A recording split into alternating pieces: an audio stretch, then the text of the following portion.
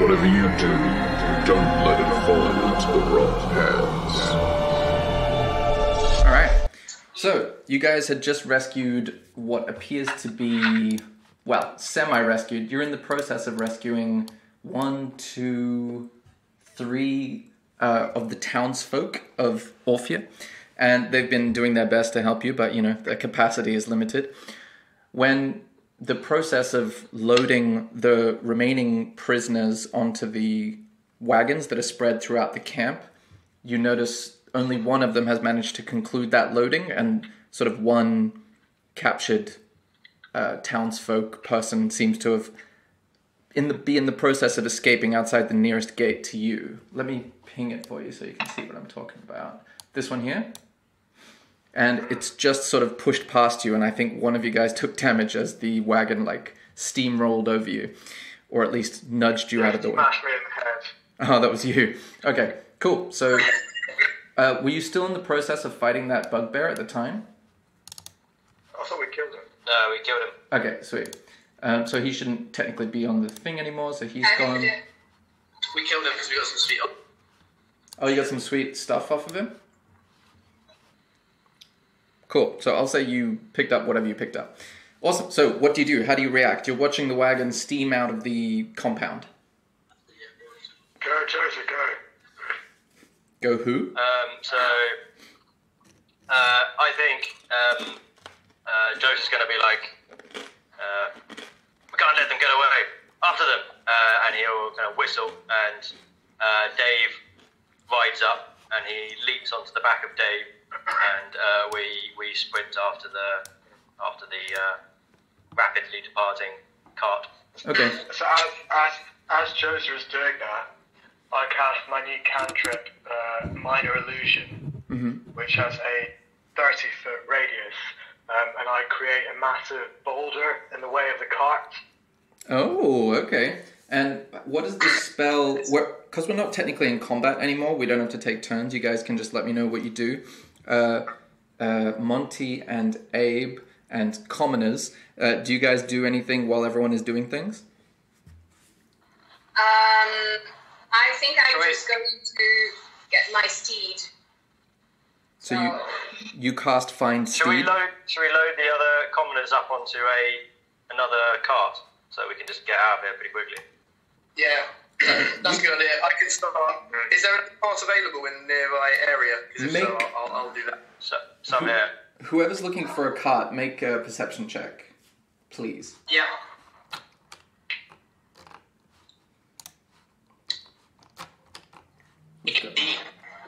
Nice. Cool, so they're just one. Okay, Monty, nice. You remember seeing a cart when you sort of snuck past the sort of first encounter, sort of like, I'll show you over here. Yeah. So in order to get it, you'd have to spend, you know, at least a minute or so going back to grab it, but that might make you overall faster if you've got a steed to attach to the cart, etc. So is that what you'd like to do? Do it. I don't. But we can use my steed. I feel. I don't know. I think we should all stay in the group, guys, because if this thing like smashes or crashes or veers around, we're gonna have to fight. And that's true.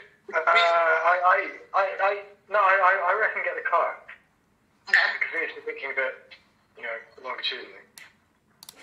Cool. All right. So we think we've killed quite a lot of goblins, and did Fraz's boulder successfully stop them before they escaped? Yeah, I was just about to cut back to that. What is the check against minor illusion? Like, it has to make some sort of a intelligence or perception or something. Investigation. I've linked it on the roll 20. Yeah, I can see. Okay, so in that case, the runaway, I think there are goblins on the back, are going to make a check of some kind. Goblin. Let's see if they can perceive it or if they swerve. So that's an intelligence. What does it say? 18. Okay. They notice that because your spell save DC is probably less than 18, I'm gonna say. Yes. Where do I find that? It'd be on your spell page. Your spell tab. It's kind of at the top above all the spells. Yeah. So the, Oh, yeah. is that the modifier of the spell attack? Yeah, it's 14. Sorry, 14. Okay, cool. So the goblins, limited in intellectual capacity though they are, put it together that because there was no boulder there before, in the however long they've been in the camp, and the fact that it suddenly appears means that they are confident running through it, and they continue to speed off into the distance. Okay, let's chase them down then. Okay, I'll say by this time Monty is like dragging with his furbolg strength the cart back onto the road, like down here. Is there anything you want to do? Well, I would say, yeah, Joseph basically is, he won't let goblins get away with another human, and kind of shouts that that's what he's going to do, and before really listening whether anyone else is going to follow him, he's on Dave and kind of chasing after the cart north. Cool. All right. I'll say we'll go into sort of you're rapidly following, but I mean they've got 2 horses. You're on 1 panther, so you're keeping up a little bit, but they're slowly like making distance away from you. You're preventing the gap from being too great. And Monty, is Abe finding a steed for that cart? Yeah, I already summoned my steed. What do you get to choose what type of steed? Yeah, it's find steed level 2 conjuration. It takes 10 minutes to cast. Okay, it could be a warhorse, pony, a camel, an elk, or a mastiff. Oh. Yeah, let's go with warhorse. I think that's what's 10 minutes is a long time. Yeah. That's certainly handy. So should we just get the cart, or should I go with Dave and Joseph? I think go. I'll say Let's go with Dave and Joseph. you jump on the cart and do Zenarai. I'll say the commoners jump on the cart too. Is everyone on the cart except for Joseph? Yeah, sure. I'll get on the cart, but I also want to cast Mage Hand if they're within 30 feet. Well, no, I'll say the wagon has sort of like left through this thing by now, and Okay. I mean you used minor illusion is the cantrip you used when you were sort of in range, and now they're kind of beyond that. So you're basically this is like a chase sequence at the moment. Okay, so it's the cart in the lead with the sort of tied up townsfolk dude in the back with the goblins on the front, like hitting the reins, and then about 60 feet back is Joza on Dave, like a halfling on a panther, and then about another 60 or 70 feet behind that is a huge warhorse. I think you chose as your steed. Yeah. Yeah. Pulling a wagon laden down with many more people. So you feel like you're losing speed a little bit because your horse has to pull so many people, but it's a bigger, more muscular horse. So you and Joza, the wagon and Joza are kind of in the same position where you're kind of keeping up, but you're slowly losing distance. What would you like to do? And imagine the chase music in the background is. So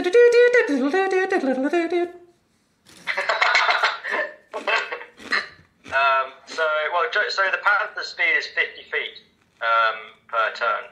So I'm guessing what I was hoping was maybe he could, use a burst of speed to kind of pounce up and catch up, or get within range for me to jump onto the back of the cart.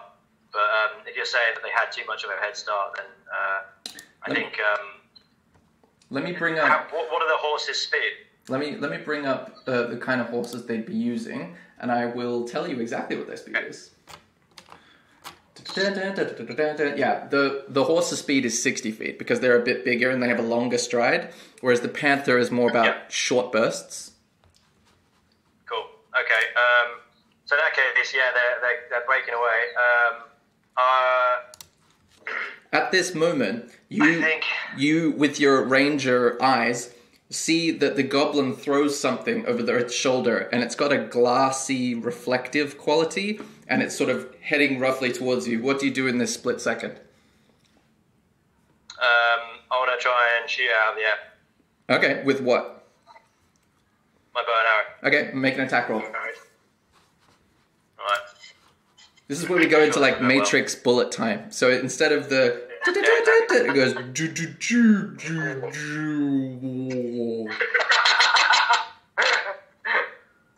Excellent. Oh no. with an 11. I rolled a 2. You shoot the arrow, and your ranger senses are more familiar with like targeting things in a forest environment. So you end up like impaling a crow on a nearby branch, but unfortunately you miss the glass, and it splashes down in front of you and Dave, and you feel this sort of like heat coming off of it, and you realize at the last second that it's acid, and you take 6 damage, acid damage, you and Dave. So I'll say you each take 3 damage. Do you have, what's it called, his stats in front of you?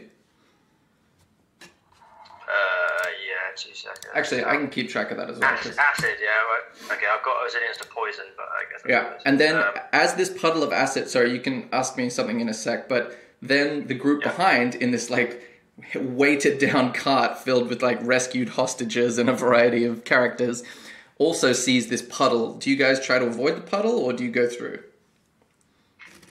I think we should. Skirt round it. Okay. I blast the puddle with Eldritch Force to blow it out of the way. Okay, so use your cantrip, make an attack roll. Actually, no, Eldritch... Yeah, that's a cantrip. Yeah, roll it up.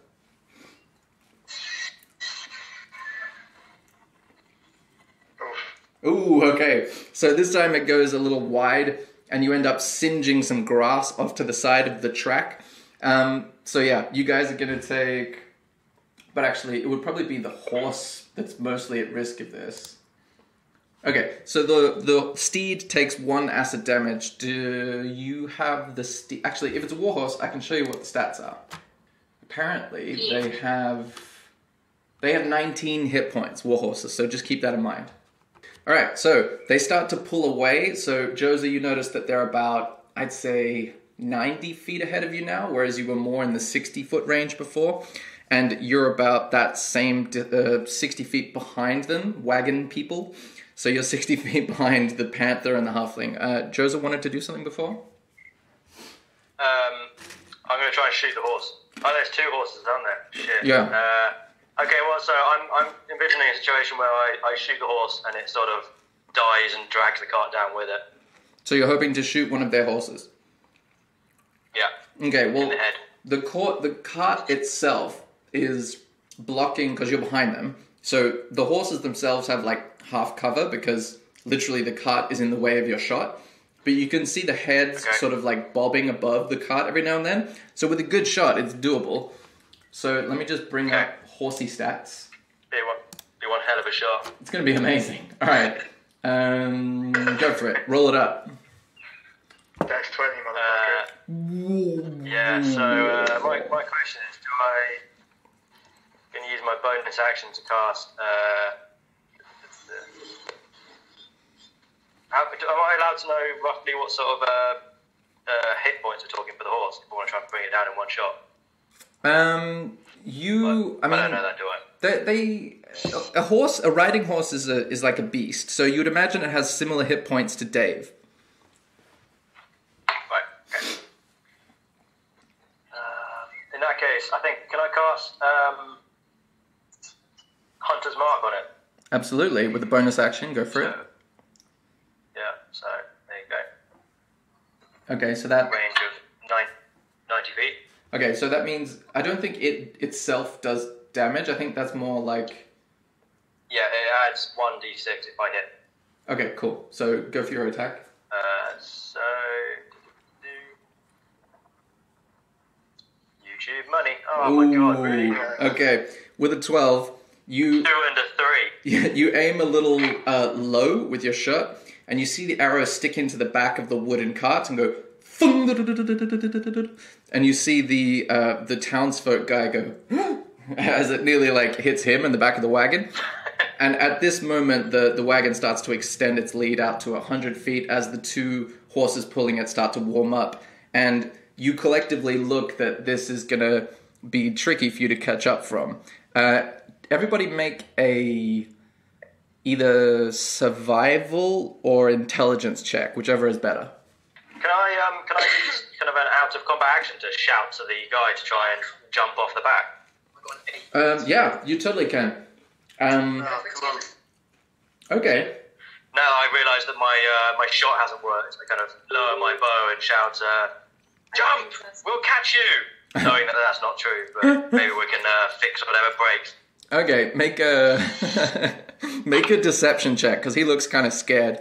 I'll say, Josa, you also realize in this moment, as you're yelling this, with your 16 survival, that you know what kind of tracks a big cart and 2 horses are going to make through this kind of terrain. So even though you're struggling to catch up with them now, you get the sense that a ranger of your qualifications could probably track them down more long term. So make your perception check. Deception check. Sorry, right? deception, yeah. They rhyme, it's close enough. Oh, 7. Okay, so you see this guy sort of This guy's fucked. wriggling in his bindings, and then he sort of cocks his head to hear what you're saying, and then he goes, like, "Are you crazy?" and starts to, like, curl up against the side of the wagon in case you shoot another arrow. Okay, but at this point, you get the sense that it's getting out of sight. It goes round a bend in the sort of... You're in a sort of forest path at the moment, and the path itself is starting to get kind of narrower, and you get the sense that you've kind of lost them. Okay. So I guess the cart sort of rolls up.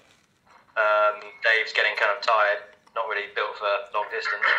Yeah, you see there's Kind of pull up. sweaty, like, foam on the side of Dave and this warhorse steed that you've summoned, Abe. Yeah. You just say, maybe, okay, what do you want to do?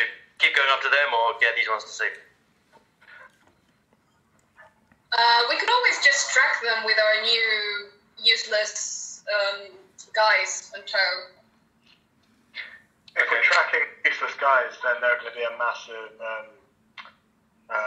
noise and distraction. Yeah, fair. And I say we rest. I say the adventurers rest. We send the halflings, the humans, back to town, and then we track them when we're ready for combat proper. Yeah. I don't think we should. These poor fools don't know the front end to the back end of a sword. I wouldn't want to leave them alone in this part of the world. They'll be, Yeah, they'll be we could dead in hours. or we could always, because my horse, I'm going to name him Fox, he's intelligent. I'd be able to get them back to safety while we rest and come back. I think he's able to do that. Yes, I think that's a good idea. So, do you The dragon is correct. walk me through the plan that you intend as you sort of, like, are you resting by the side of the road, like setting up a camp? Am I understanding? Yeah, we're going to rest, but if it's possible, we're going to set up. Why do we need to rest? Didn't we rest like a little? It's nighttime, right? Well, for one, my spell slots are all expanded, so my combat usefulness is limited. I think if we rest now, the cart will just get away. Yeah. Yeah, but we're tracking it anyway. We know where it is. We can find it. Yes, it is nighttime. I don't know. Not terrible. I'm on. Yeah, I can survive. I can heal people up. It's whether people feel they can cast their spells. But, Oh, wow! Calc is 44 now. hey, fucking hell. It seems like you can communicate with your horse telepathically up to a mile. And I can talk to it with Draconia. But yeah, so if we can just point it in the right direction, we should be fine finding the way back. Well, yeah, but if they're attacked, they're just completely undefended, aren't they? Like any of those other goblins could just track them and just go and just grab them on the road on the way back. We aren't far from Orpheum. They'll be there, but Yeah, well, You're I think that's about a pretty a... shit rescue mission if we send all 4 of our rescued humans back on their own. No, but I can do that. I can go and take them back on the horse and come back. I'll say, what's the word? Abe can roll a history check, please. Yeah. I'm sorry about these guys, because I'm all for rolling. With an 11, I mean, you remember from your time in this forest where you grew up that it's not 100% safe. You know, there are some beasts or snakes around, but there didn't used to be like a big war camp filled with goblins either, so maybe you haven't been keeping up to date with the environment, so you don't know anything for sure, really. I think we should probably stick. Also collect the money when we go take these people back as well. Or we could split up. I don't think there'll be that huge a burden. Like if we press on. Also, we can leave the cart and make them walk. Yeah. Well, but I mean, if we've got a war horse and a cart, then why the fuck not? But then we're not going to be able to track anything because we'll be. Carting a horse. We're not going to have, they're going to hear us coming a mile off. Well, so, luckily you're in a party with a ranger, my friend. The one thing I'm good at is tracking people. Also, So, it's more like not losing them or not finding. Yeah, as long as we can find where they are, then I'm happy. yeah, exactly. Well, that's my point entirely. We're not going to lose these people. We can follow the tracks. We know where they're going to go. They're already gone. So why don't we consolidate what we have, which is the mission to save the humans?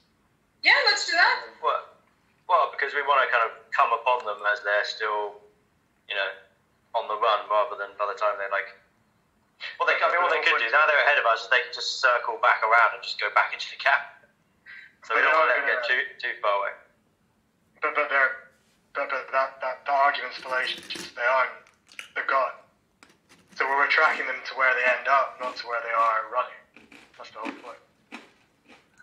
It's the hobbits to Isengard.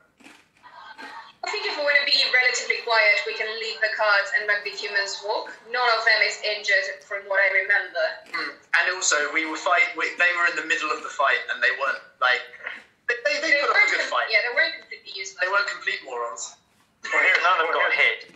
Here's the compromise then. Why don't I escort the humans back to Orphea, find a horse, and then smash up to you guys? Absolutely not. That's exactly the point. So what with you doing it? Is that right? That's What? Abe and I will go back to Orphea with the humans. And one of the sneaky small people will go find the. I generally think that if we want to leave the humans back in the place, I can do that, given that it's my birthplace, so I do know the area. So I should be the one that takes the least time, except for maybe Joseph. Okay. Hold up, guys. So I have a favourite terrain type, and because Sam is a lovely man, he let it be forest and made all this lots of this story be in the forest, which I think we still are. So my favourite terrain type is forest. My proficiency bonus is doubled. Proficiency skills when you make an whiz check related to it. While travelling for an hour or more in your chosen terrain, difficult terrain doesn't slow your group's travel. Your group can't become lost except by magical means. You remain alert to danger even when you're engaged in another activity, and you can move stealthily at a normal pace while alone. So I would have to be out stealthily. And you find twice as much food while foraging. While tracking creatures, you learn the exact number, size, and how long ago they passed through the area. Okay, that's very cool. Basically, I'm pretty good at tracking, so I think we could. My group obviously could include the cart and the humans, so I think we could. Yeah, let's as a group until we find them. Yeah, you feel that Abe knows the area very well in terms of, how to navigate around it and where certain places to forage for food or game are. So Abe has a good knowledge of it in terms of a place that he's lived, and Josa has a good knowledge of it in terms of how to track people sort of skulking about through it. So there's a bit of overlapping expertise, but certain specialities make them slightly different kinds of knowledge. Okay, that's cool. So we can do that, and Monty can be in charge of babysitting the humans. Okay, fuck it. Well, so let's rest then, because it's nighttime, isn't it? We probably didn't sleep, and this way we get spell slots back. So what does a short rest do compared to a long rest? Short rest allows you to roll hit dice, which are up to your level. So if you're level 3, then you can roll 3 hit dice of whatever level. It'll be on your D&D sheet. And then if it takes about an hour to take a short rest, and then any of your skills or spells or whatever that recharge after a short rest, you get them back. Okay, should we do that? What do people get from a short rest? I don't know if mine get back. I don't need to rest much personally. I'm happy to heal you guys, obviously. I might if it's be for hit able point to use reasons. yeah.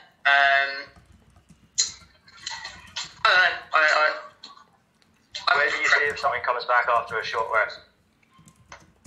I think one of mine comes back after a short rest. How many spell slots do we get back after a short rest? It's from my... It depends. Some classes don't get any spell slots after short rest. Some classes do. It really depends. Okay. Let me Google. Okay, so while you're short resting, you can roll your hit dice. Do you guys see? There should be an option that explains that to you on the D&D Beyond page. Yeah. And do your generic slots reset? Your what resets? Your spell slots reset, your general spell slots. No, On a short rest? they all reset your spell slots on a long rest, but certain classes get certain numbers of spell slots back on a short rest. Like if you have Arcane Recovery as a feature or trait, certain spellcasting classes get that feature, and other sort of racial spells like Zenorize cast Darkness, I think that might recharge on a short rest, but it's not just de rigueur that you get them all back. All right, you come to the end of your short rest, and nothing looks amiss. What would you like to do now? Start tracking. Start tracking. Yeah, I'm gonna hopefully try and use one of the only good things about a ranger and track some people. Okay, so you get to, when you're making a survival check, you get to add your proficiency bonus twice or something? Guys, BRB, 2 seconds. I have to do it. Yeah. What was that? He's getting the door. Oh. Your proficiency bonus is doubled for proficient skills when you make an int or wisdom check related to it. Okay, so when you make, roll us, what's your proficiency bonus? It should be +2, right? It'll be in the top middle of the character sheet usually.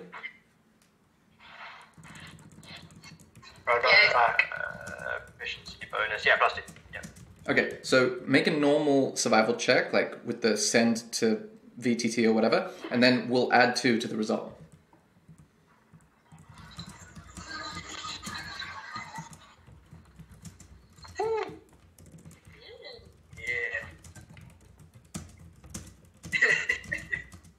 So much dust coming off your shoulders. So 26. Oh, nice. Is that after the 2 or before the 2? After. Okay. With that, you manage to find the tracks very easily because they're goblins, they're not overly stealthy, and they're in an enormous wagon. And you start following it along, and you get the sense that this is not going to be hard to follow. You go for about an hour. You start to feel tired as it's getting to be 11 p.m., midnight by now.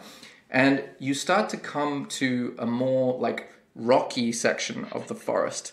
No longer is it thickly placed trees and shrubs. Now it starts to be like rocky outcrops, a weird escarpment, starting to be like more cliff-like, until you come to like a huge, much higher cliff, and it goes as wide to your left and right as you can see. And it's about 90 feet high, this sort of uneven cliff face. And you see the tracks stop at the sort of face of this cliff, seemingly going straight into the cliff. Can we check down to see if they actually went off the cliff? No, you're at the bottom of it. Oh, I see. Alright. Okay. Can I roll a perception, see if I can see what the fuck's going on? Yeah, perception, go ahead. Anyone else who wants to do anything with this cliff can do so. I can cast Detect Magic on it. Okay. Let's do... Sorry, you want to do something, Zenrai? Yeah, I was going to cast Thaumaturgy on my voice and go, hello. You were. Stop using fucking spell slots for shit. No. Thaumaturgy is a cantrip. Cantrip, you know. Okay, so with the detect magic, I'll resolve that first, and then I'll do Jose's perception check. Yeah. What you detect is a kind of magic. I think it's called transmutation, and you get a sense that there's a strong source of it within the cliff face in front of you. And you, with your perception check of, what was it, 17? You notice that this section of the cliff where the tracks are is a little kind of repetitive of the areas of cliff around it in a sort of unnatural way. Do I know anything about this area? This is sort of on the... You remember pretty easily that this is on the outskirts of your territory, as it were, when you were growing up in this forest. And you... Actually, roll a history check. We'll see how much you remember.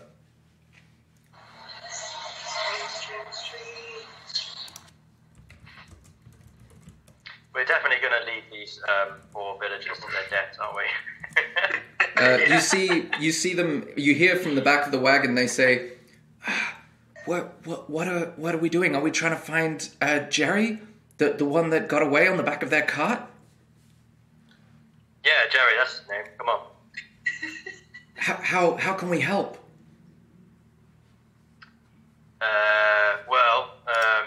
We've got two options. You can come with us, help find Jerry, or you can ride back to town on your own, or I guess walk. Okay. It's dangerous out there, and obviously we need you alive. They look around, kind of. I'll deal with your check in a sec, Abe. They look around, kind of nervously, sort of start rubbing their wrists where they've been tied for the last week or two, and then they sort of say, "Yeah, maybe we should stay with you guys, or even better, maybe we should stay with the cart. You know, who knows what might happen to this cart when you guys aren't here. What do you think?" I don't think it's safe to leave them on their own. Let's see what's going on with this cliff, and then we can decide. Okay. Yeah. Okay. Guys, just fucked with it a little bit. I reckon we can walk through it. Cute kitty. Okay, Abe.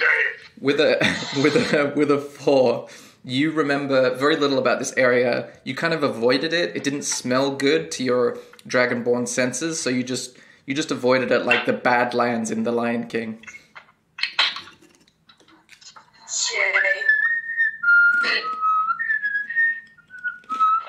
Okay, well, so Monty, do you want anything to say about your detect magic?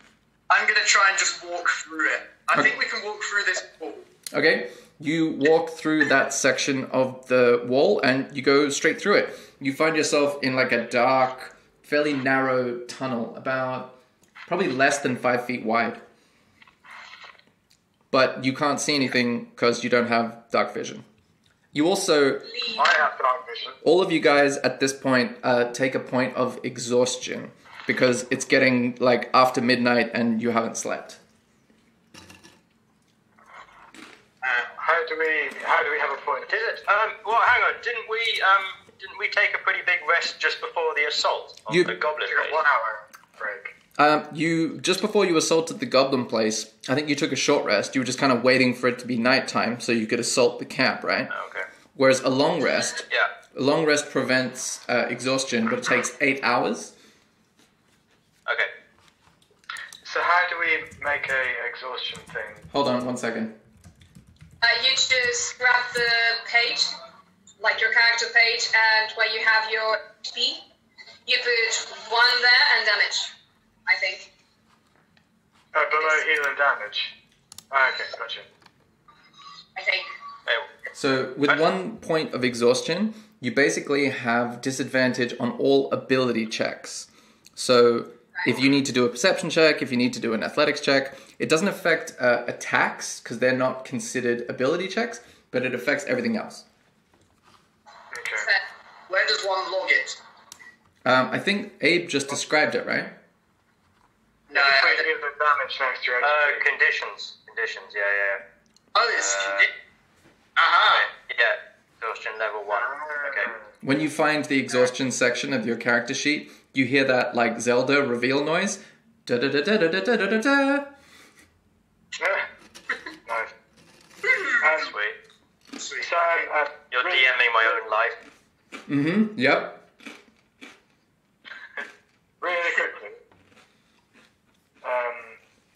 So the Furbolg doesn't have dark vision, so he's currently standing in the darkness, and you just watch him walk through the cliff. So I have dark vision though. I think you're the only one, yeah. You're not in there yet, though. Yeah. Maybe you go first. Also, we could just sleep in this tunnel, guys. It looks pretty cozy. Yeah, it's pretty dark. Yeah, and we know that a cart fits in there, so why don't we all just bowl in and have a little sleep? Sounds good. Okay, you guys are going to take a long rest? Is that... Should we put everything into the tunnel first? Or leave it out in the open? There's a cat. I will certainly be going to bed with one of these humans tonight. It needs a cuddle. He's a kind of... Yeah, Well, but what do you I don't guys- think you need a cuddle. There, you have a very good chance of going to bed with this non-human. Yeah, maybe so- so inside or outside, guys? Outside. Outside? Yeah, The area smells very bad, though. So you're gonna attempt to set up camp outside the tunnel, or you're judging how safe that is? Is that who's doing that? Well, I don't know Well, if we can I can, just outside, because otherwise they could I mean, just I launch can- an attack. Well, no, let's camp outside so we're not in the middle of a tunnel and they accidentally stumble across us. I can cast minor illusion over all of us if we all sleep within a 5-foot radius and make us look like a Okay. I'll say the ranger can make a survival check and then add 2 to it. Abe, you rolled a 4 on this area, so you're not overly familiar with good camp spots around here. So you just kind of get this uneasy feeling of being in a place that you previously avoided. With a 13, Josa, you notice there's a lot of rocky outcrops. So about 60 feet away, you could camp on the other side of that and be protected from obvious vision from this part of the cliff. But beyond that, you don't find any other like good spots. And Zenarai, you can cast minor illusion, but I think the duration is like a minute or 10 minutes or something. Totally worth it. yes, that's 1 minute, yeah. That's 1 minute of just immense safety. Okay, so Joseph's like, yeah, I think camping either just inside or just outside this cave illusion is probably not very safe. Let me have a look. Let's go over there. There's an outcrop. We have an advantage. We can see anyone coming and going. It's a cave. Yeah. If anyone leaves, we'll know. And then we can move in the morning. Okay. Why are these dirty small persons? Okay, are you guys taking any watches, or are you all just going to sleep? I will sleep. Okay, Just because of we don't want them to panic. yeah. If we call it like 8.5 hours sleep and everyone takes short watches, I mean, can we all still get a full rest? Sorry, if you all take a watch, will you be able to get a full rest? Yeah. Yeah, you can all take a watch and you'll all still get a full rest, yeah. Okay, let's I'll do that then. Okay, so who's taking the first one? I'll take the Joseph. Wow, lots of willingness. Sheila, you went first. Okay, Abe, roll me a perception check, please. Yep. Perception, nice. So, guys, Okay, I tried. with a 3, you're still kind of creeped out by this area, and you just sort of like huddle up against the other side of the rocky outcrop and just sort of try to be unnoticed while still being awake. And then you tap the shoulder of whoever is next and be like, yeah, nothing happened. Who's next? Me. Cool. Zenoi. Give me a perception check.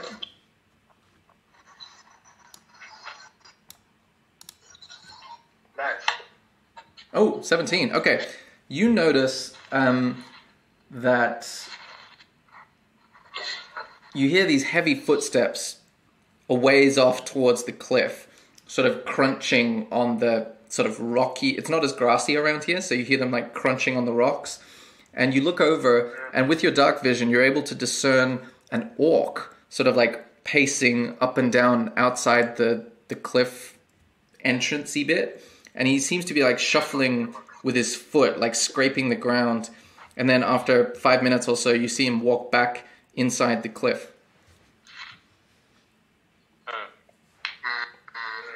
Your watch comes to an end. Do you do anything with that time? I shove Joser and I'm saying, fucking orcs! Okay. So yeah, Joseph kind of wakes up like, what's going on? And Dave is kind of like already awake and growling. This is like what Dave is like. Nice. And like I say, orcs, where? Okay. Over there! Do you wake up Josa when you see the orc at first, or do you wake him up? Do you wake him up after you've been watching for a couple of minutes? Yes, that's what I do. Sorry? Yeah, sorry. So I wake him up after I've seen the orcs doing all the shit. Okay, in that case, Josa, Fucking orc. you see the back of the orc, Josa, go into the illusion, and you see like a spear or a sword sort of on its shoulder as it disappears into the cliff, but you can only see a silhouette really because you don't have dark vision like Zenrai, so it's just kind of like, you know, when you see dark shapes in the middle of the night. Okay. I say, was it just one? Yeah. Yes, one is far too many orcs for my taste. Okay. Well, there's no... Let's let the others sleep. We'll hunt them in the morning. You get some rest, I'll keep an eye out. Cool. I briefly considered the prospect of casting thaumaturgy and making my voice boom to attract orcs, but then realised it's quite a shit idea, go sleep. Okay. Perception check, please, Josa. Okay. If I can use my mouse.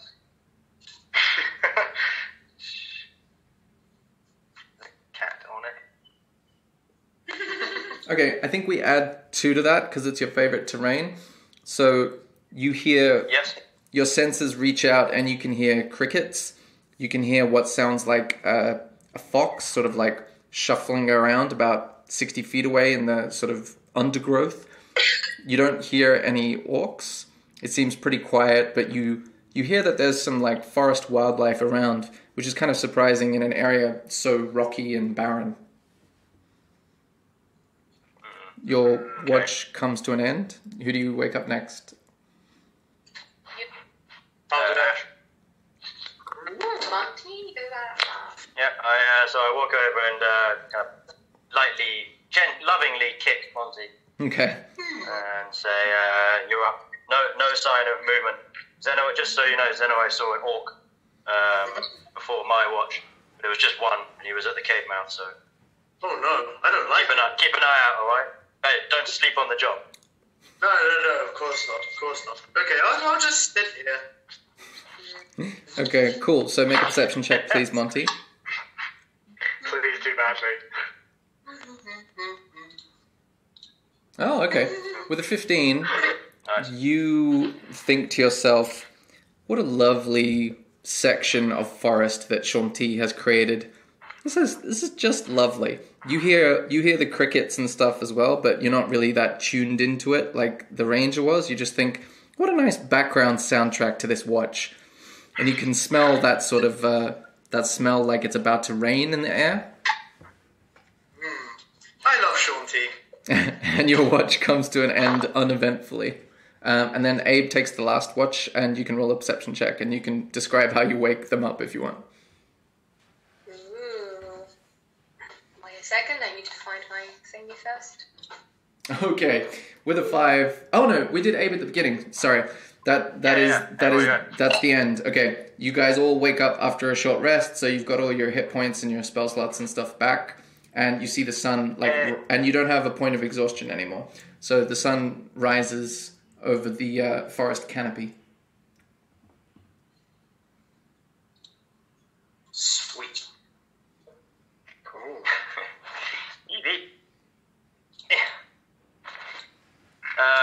Okay, so we all sort of gather around, I guess. Mm-hmm. Zenoa, you saw an orc. Any info? Just a second. Okay, so, compatriots, I saw an orc last night. He was doing stuff in the night and then disappeared back into the tunnel. We should destroy him. Yeah, that sounds like a good plan. Yeah, it's I don't like orcs. Let's destroy him. Yes. I'm up for it. So what would you like to That's do? great. So we need to work out how we're going to get in. Have we given? By the way, what weapons and armor did we get off the dead goblins? Can we are there any of the humans that aren't armed that we could? I think I gave everyone a weapon. I was taking the weapons and giving them out as I got them. I think you took the weapons off 2 goblins, so you would have 2 scimitars and 2 short bows. I had a long sword, a scimitar, short bow, and a long bow, and I gave. We have 3, right? We gave at least 2 away. Yeah, we gave the short bow for sure, and I don't remember the other one. Scimitar. Yeah. Oh wait, how we've lost you guys. 2, yeah.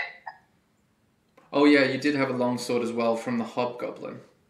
Didn't we? So Fraz gave a scythe and something to them as well. I think they're probably better off having melee weapons, right? Yeah, he gave one of them. Gave another one a sword. Yeah, I gave someone a short bow, and I gave the other one a scimitar, I think. Okay. So they're all Should we make sure they've all got melee weapons? Because I don't think they're any good with bows.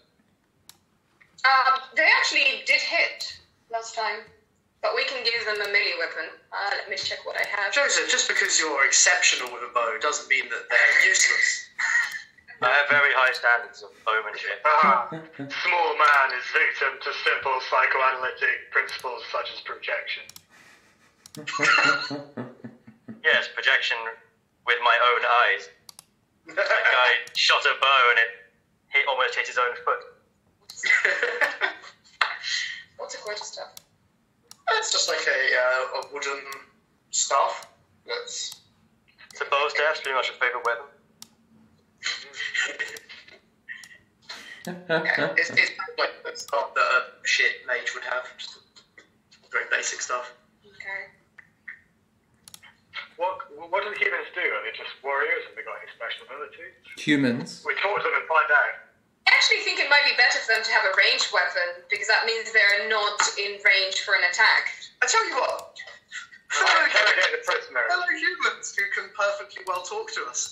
Interrogate the prisoner. What weapons are you good with? I like that we're having this conversation right in front of them.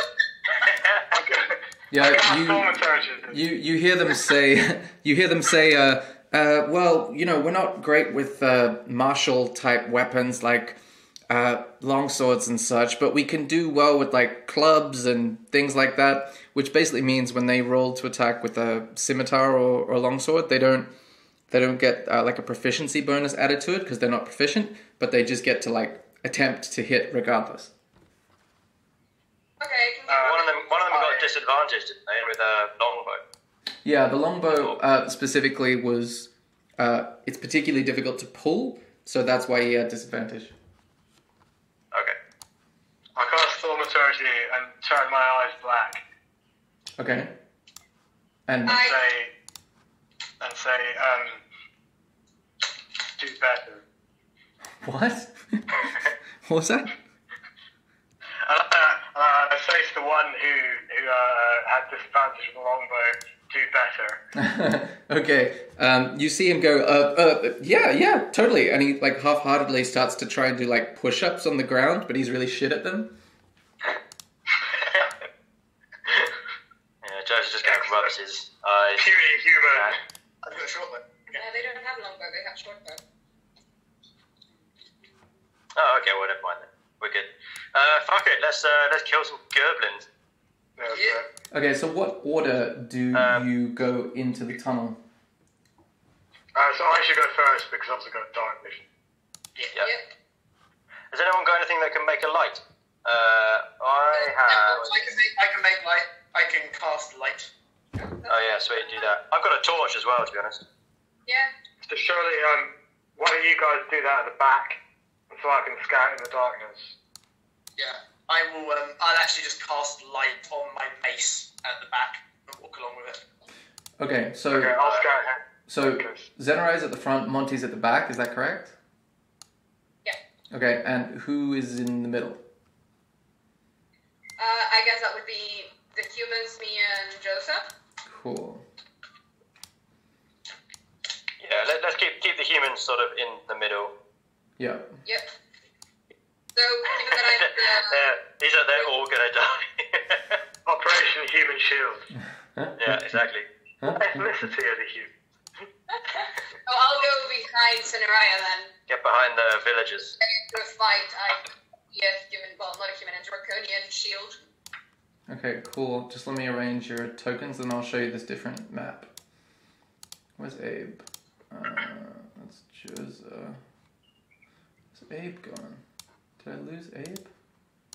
Oh no, there you Can't go. believe, like, I rolled a 2 and a 3 on my attack rolls to stop that card. So annoying. It happens all the time. Like in the game that Ash and I are playing, we've had some truly terrible rolls. Oh yeah. Especially when you like need one. Okay, cool. We'd actually have really badass enemies in that other game we're playing that have just been massacred, getting constant 20s. Yeah. Okay, so Well, this is what you see. Like, distance. Yes. Can everyone see that map? Yeah. You basically yeah. you come into this like very narrow passageway here.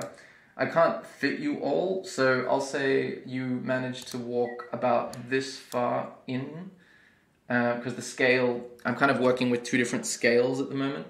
So you're basically in this passageway and you come to like a fork in this narrow passage and you see one passage leading off to the left and one leading off to the right. I will try and track the tracks. You'll track the tracks. Okay, make a survival check.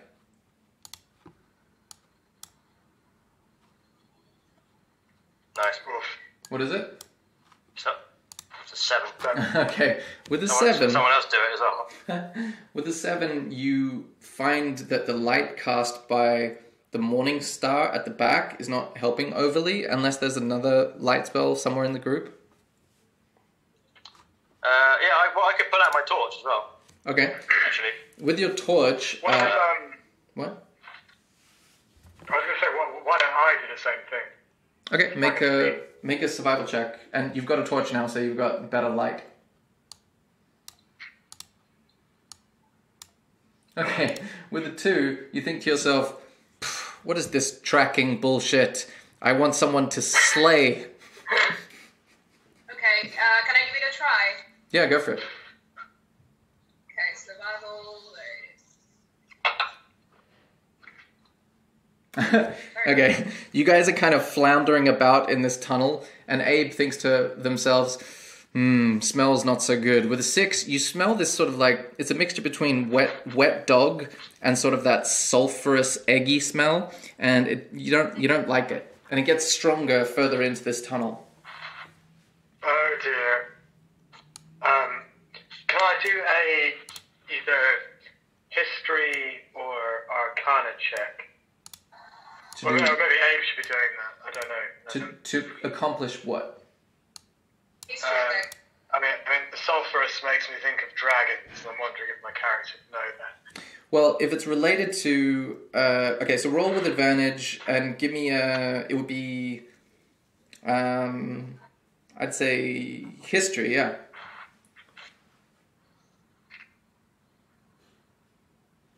Oh Okay, my god. with a 6, with a 6, you don't think it's associated with dragons. Like sulfur is not necessarily, that smell is not like a dead ringer for dragons. You're just kind of like, interesting. So our rolls so far in this cave have been 4, 3, 2, 2, and 1. Yeah, you're just kind of standing in a cave. Yep. I'll do a perception maybe. If I can't follow the tracks, maybe I can see something else going on around me. Okay, do a perception check. So I'm looking for, any signage that maybe the goblins use, or any obvious traps or anything like that. Oh wow. Okay. What you failed to notice while you were looking for tracks on the ground is just off to the left in that other passage, you see sort of a whole bunch of wooden pieces stacked up against the wall. And when you look, you realize, wait a minute, if all those pieces were assembled, that would make a wagon. So there's like a side panel, there's a bottom panel, there's 2 wheels, there's those little things that hold the horse to the wagon, and you think, did they disassemble the wagon to get it in here?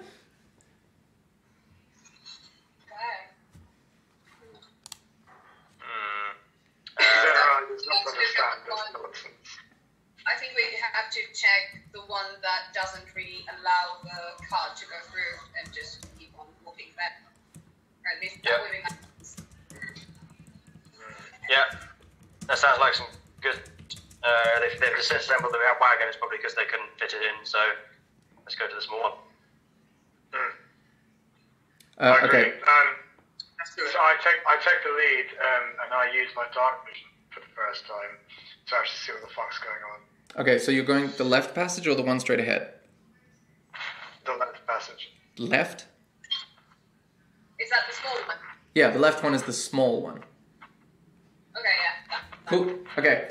What happens is that you take the left passage, you squeeze past the disassembled wooden wagon, and after a little while, about 4 minutes or so, you come out through the cliff face, what appears to be another illusion of a cliff face, and you come out to a slightly different section of the rocky area that you were. So you're like back outside, and you see the sun has risen a slight tiny bit more, and you get the sense that you've just come out of another entrance/exit. Can I check to see if I can see the tracks again? Yeah, in this new area. Yeah, make a survival check.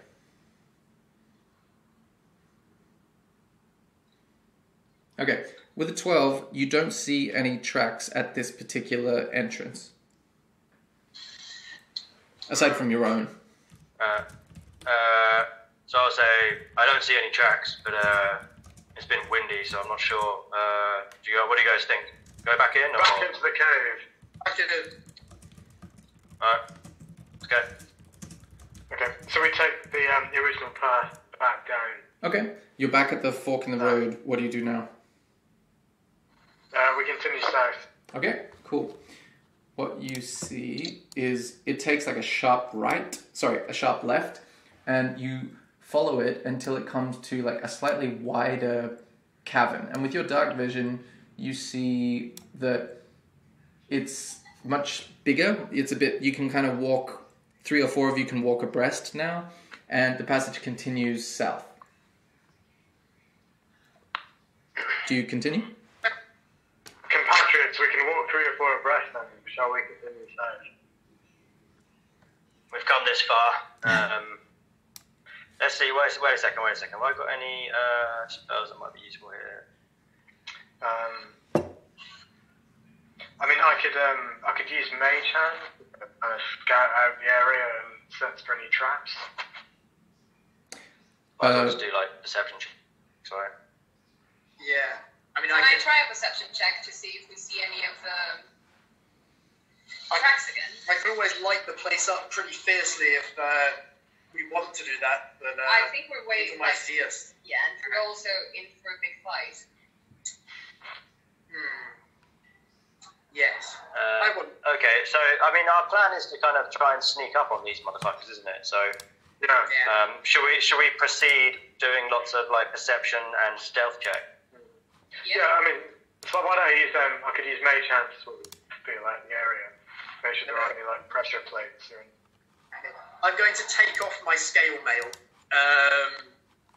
once you mention stealth. Okay, so You are a wise bear. I knew it from the first time I saw you dance. so if you click on your AC, you'll. Oh, sorry. You had a comment about the dancing bear. I said I said the Monty was a wise bear, and I knew it ever since the first moment I saw him dance. And I say, I feel so limbo about this scale mail on that I feel like the next dance I do will be all the better. Now, if you click on your Monty, if you click on your AC in the character sheet, it should tell you how the AC is calculated.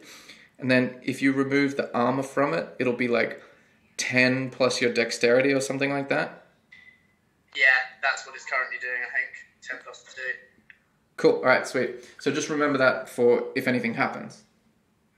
Yeah, it seems to be it's calculating it, actually. Yeah. Oh, sweet. So you just unequipped it. Yeah, go on, Joseph.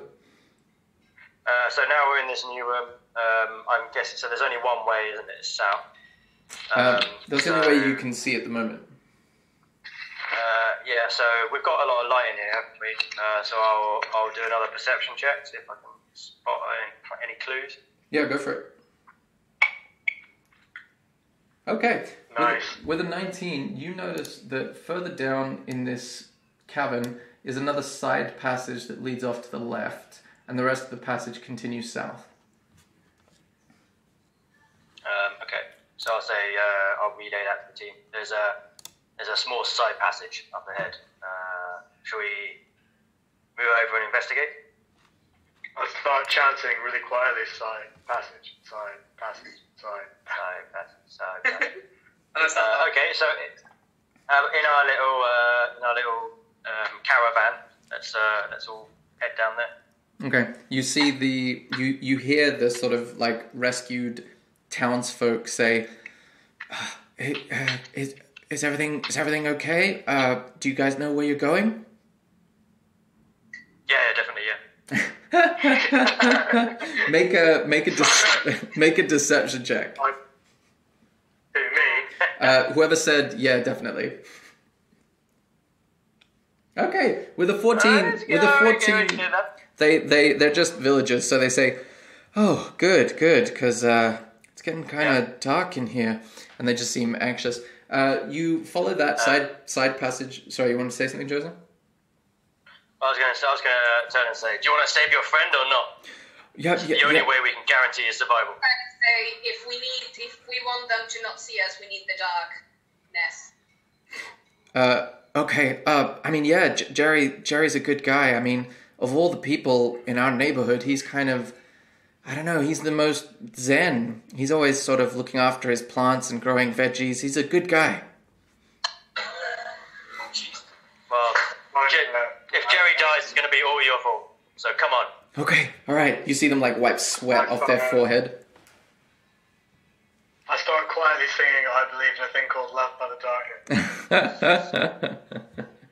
Darkness. Okay, so after about 3 or 4 minutes, you come out again through the rock. You didn't even notice because it was kind of dark that you went through an illusion, but it's got this, when you see an illusion from the other side, it's sort of got a like semi-translucent quality to it.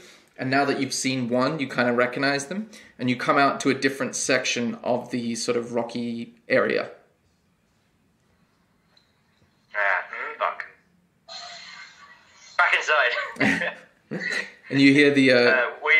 we leave the cliff just enough to then reorganize ourselves into the same order, and cool. Abelardo heads back in. You hear the villagers say, "Oh, it's a really interesting route that you've figured out. I would never have thought to go this way."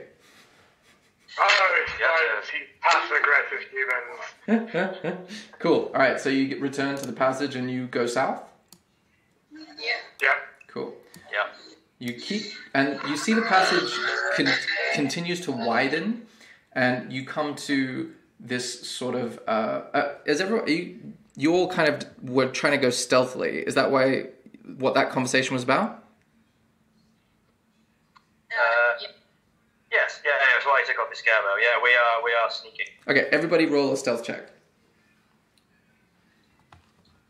We're in advance.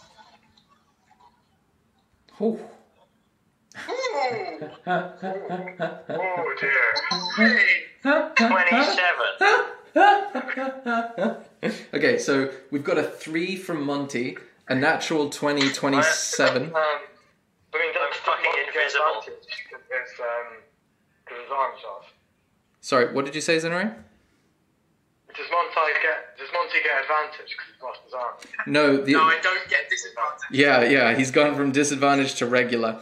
So Okay, never mind. we've got a 3 from Monty, a 27 from Joza, a 15 from Zenrai, and a 5 from Abe. So I'll also do some rolls for these other human-y dudes. Give me a second. Well, but that works pretty well actually because Zenoi is in the front. I'm in the middle. Whereas Abelardo and Monty. Abelardo's right behind me. Okay. With Okay. dexterity stealth. Oh wow, the villagers, probably out of fear, are walking very quietly. So what happens is Zenrai strides out confidently into this sort of section and starts, just without really noticing, his feet sort of scuff into all these little rocks and stuff, as there's a lot more loose rocks in this section. And shortly after that, as the rest of your group kind of file in, you see Monty just outright falls on the ground, kind of gangly, not really in control of his legs, not having seen, even with his lit up mace, a huge, like torso-sized rock in front of him, and he just falls straight over it, clunk, clunk. And then you hear at that moment a sword come out of its sheath, you know, that shing, and you find yourself set upon by, Joza recognizes straight away the smell of orcs, and Abe recognizes the stench from this area has got even stronger in this region. So we're going to deal with this. So everybody, let's roll initiative. The villagers have used their only good roll on a pointless roll. Let me just see if I can clear up this thing. I'm just going to clear this And now I'm rolling well. Why couldn't I have killed that horse? up. I guess this way. Really kill so many more goblins. Can you guys see those I've got tokens? my spells now as well, so. Oh, I had a question about my steed in this situation, because he can fight with me. I can be on him, but I don't know how that changes. There you go. How long does the steed last for? I think it lasts until it dies. I don't quite understand that bit. Okay, well no, that's possible. I'm just asking. No. Yeah, sorry. Would you have brought it through the tunnel with you, or would you have left it outside? I thought it was following us. Okay, let's put it in here. Ready? Boom. Right, is it there? Might as well. I can't see it. Is it there? Oh, there it is. Hi, folks. Okay, I'm gonna put the warhorse at the back because it would be hard pressed to Monty is caring for it. Okay. Cool. Yeah. So first up is the orc. The orc is gonna take a big axe swing at Abe, and you hear it sort of grunt at you in this aggressive orc language that anyone that speaks orc would understand. I do. Okay, you hear it say, "Filthy creature, what are you doing? What are you doing in our hideout?" And it's you get the sense that it's put too much of its energy into that clever insult, and it misses wildly with the axe, and it sort of strikes the ground beside you. Next up, Clearly overthought it. yeah. Next up, the other orc is going to try to hit Zenrai with a 20. I'm sure that hits. So that's going to be. It's a pretty big axe. I'm gonna tell you now. It's going to be, where is that? 1d12 plus 3. So that's 6 slashing damage. As you feel it sort of bite into your shoulder, and you hear this sort of like what you imagine is laughter. Alright.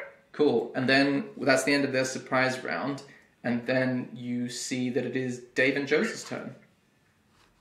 Well, I'm going to cast Hellish Rebuke, which I think I can do out of turn. As a reaction, yeah. So roll it up. Yeah.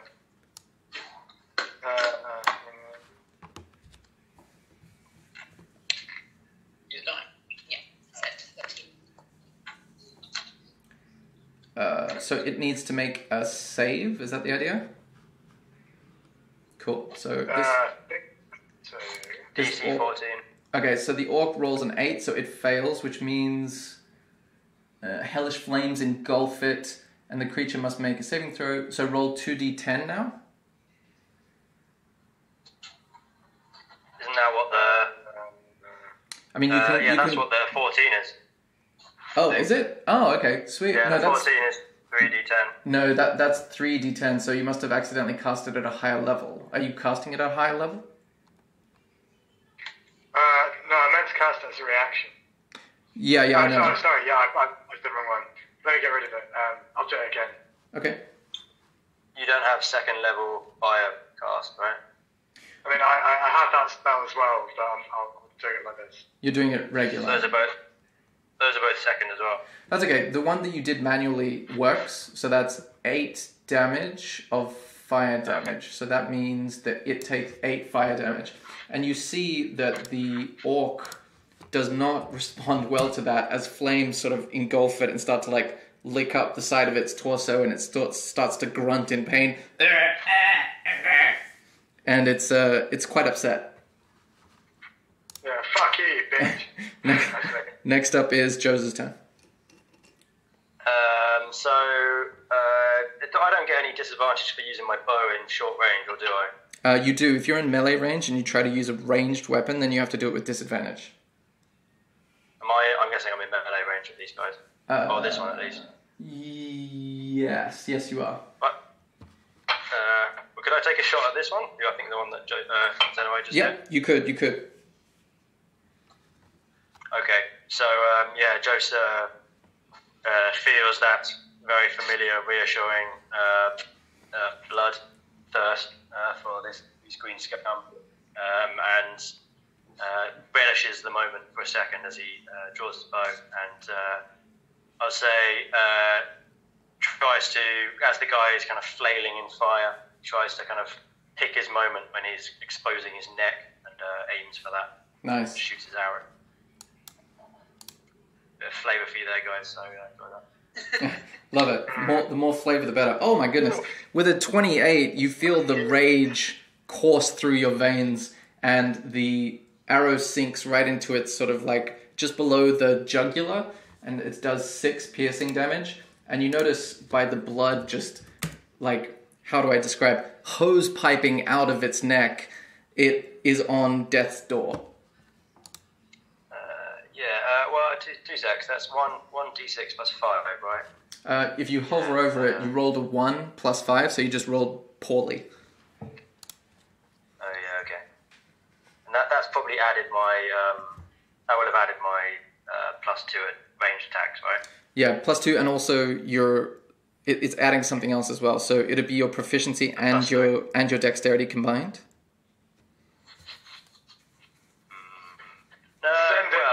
Animal. That's only, so I've got, it's 1d6 plus 5. My dexterity is 5. Oh, okay. So that's what it's adding. Sorry. It's if you hover your mouse over the damage roll, it'll give you a little window that tells you how that was rolled.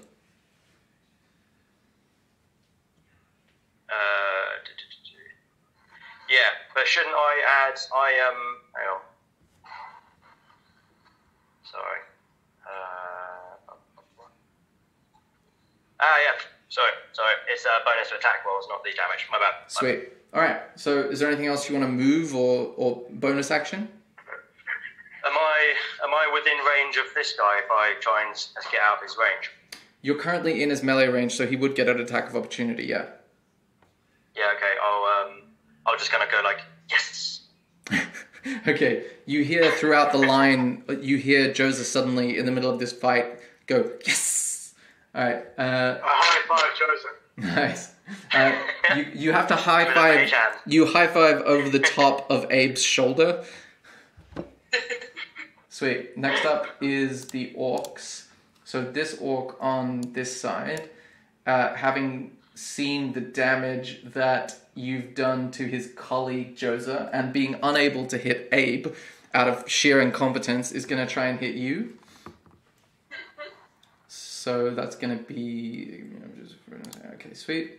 That's a 17. Does that hit you?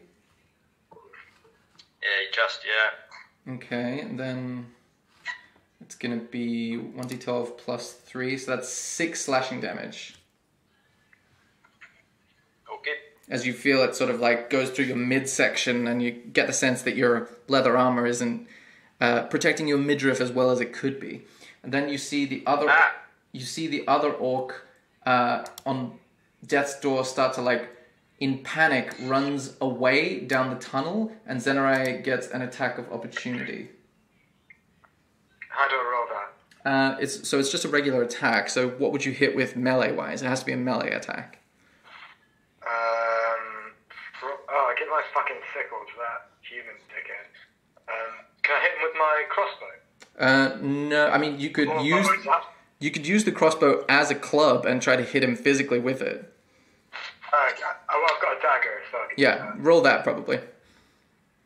Okay. Okay, with a 13, you just managed to connect with your dagger strike, and you see that you rolled very well on your attack. So just as this orc is trying to run away, you stab it in the back, in the spine, and it just collapses on the ground. Sick. Nice. Cool. So... Joseph high fives anyway. Nice. Tight. Now it's Zenarai. So it's my go, right? Yeah, it's your turn. So I'm going to turn around, so I'm going to go to Jozo. You ain't seen nothing yet, little man. And I'm going to blast the other orc with Eldritch Force. Okay, roll it up. Eldritch Blast, sorry. Mm-hmm. Oh, critical hit. So I think I realized that it's actually calculating it better than I thought it was. So let me just 1d10, 1, 13. It's rolling it again. Okay. So the first one is 9 plus 4 is 13, plus 1 is 14. Okay. So with a critical Eldritch Blast, you watch as this purplish, orangish sort of ball of energy slams into the side of the orc's face and blackens the side of it so that he looks kind of like Two-Face from Batman. Sick. And he looks to be substantially worse off than he was before. Is there anything else you want to do with your turn? I double high five Jozo. As the fourth or fifth high five rings out through this tunnel, you get the sense that like echoes are a consideration and that the tunnel continues further ahead of you. Next up is the Warhorse. What telepathic commands does the Warhorse receive? I don't think he can make it to the orc in like one turn, kind of his way back. Well, no, to be fair, a Warhorse has quite a lot of movement, and he would be moving through the space of allies. He has 60 feet of movement, so 5, 10, 15, 20, 25, 30, 35. Yeah, he could get up beside you, but it would be very cramped if he was there. Let's just leave him there, and his command is to take care of the humans, like shield the humans if anything happens. Okay, you see the Warhorse sort of pushes past Monty and takes up space in this only part of the chamber that has enough room for it to be in parallel, like abreast with the humans, and it just sort of snorts there and then stamps the ground. Next up is Abe. How is your life, Joseph? Fine. I'm 26 out of 32. Okay, you're fine then. Then I'm going to cast Ensnaring Strike. You'll see it soon. There it is. So strength save. Yeah, so what it does is the next time that I hit a creature with a weapon attack before the spell ends, a reading mass of thorny vines appears at the point of impact, and the target succeed on a strength saving throw to be restrained by the magical binds until the spell ends. Okay, so you've got to then- hit in order to do it? Yeah, I'm just casting the spell first, but next time he gets hit by the weapon, Okay. then that happens. And since it's level 2, I think, it gets the damage increases by 1d6. Yeah, you get the sense that you rolled very well, so it's going to get additional damage if you hit. Ooh, awesome. But if you Right, don't hit, then you don't have to have wasted the spell slot, because technically you can decide whether you do it afterwards, I think. Okay. Perfect then. Yeah, 'cause isn't it bonus action of some description, like allowing you to I review think it it and is, then do yeah. it? Yeah. I think I think I can. It's a bonus action for me. Let me check though. But so you are hitting it. yeah. Ensnaring strike is a bonus action, so I can actually attack it as well. Let's Cool. go with a warhammer then. Wish me luck, guys. Bonsoir. Oh, wow. With a 22.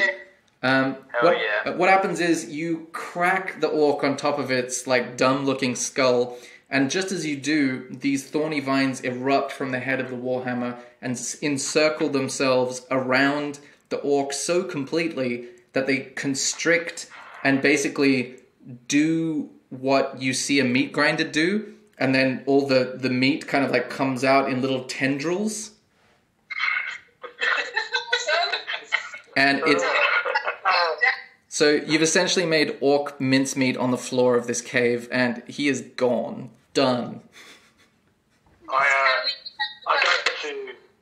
I go to high five Abelardo, but like quite hesitantly. Joseph jumps up in between and steals the high five. What happens is, just before we end the combat, Monty, as you're sort of trying to pick yourself up off of the cave floor, the noises of violence and flames and the sort of angry grunting of the orcs reminds you of sort of the sort of traumatic memories of your past, and you start to have a bit of a panic attack. So that means for the next 10 minutes or so, you'll be as if you were exhausted, so your ability checks will be at disadvantage, but it'll wear off once you sort of regain your composure. So you... Slap Monty. Stop whimpering. His mate hand to slap him. I slap Monty with my actual hand. You slowly walk back through all the other villages. And Slap him. you hear me just shout out, "Not the eyes! Not the eyes!" I slap him in his eyes. So, Are there any weapons? yes, you notice that there is a great axe on the ground. Sorry, 2 great axes, but held by each of these orcs. There's also 2 javelins. They were each holding a great axe and a javelin. They haven't got any like gold on them, have they? Pick up the javelin. You gave your mini thing to one of the villagers. I'll grab a break. Yeah, that'll be good. I quite like a javelin, so I've got something to do. Javelin's ranged. Oh yeah, I don't need that then. Cool. Well, why don't you Yes. give them a great axe and you take your scythe back or something? Yeah. That's good. Yeah. I haven't started back. Okay. What were you saying, Abe? You want to pick up and distribute the weapons in what manner? So, which ones do you guys want? I just want the great axe, just in the rest. So I would say give a great axe to the villager that has my scythe, and I'll take my scythe back. Cool. Okay. Yeah, nice. And then let's do javelins in case they're needed for now. Given I think we all have arrows and bows. Yeah, tight. Yeah, cool. There Cool. we go then. So as the smell of wet dog and sort of sulfur that you now realize is particularly strong around these orcs, like it's their own unique fragrance of BO, you start calming down after the heat of battle, and you hear the drip of moisture inside this cave system.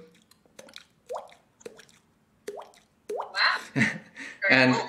on that sound is where we'll end the session.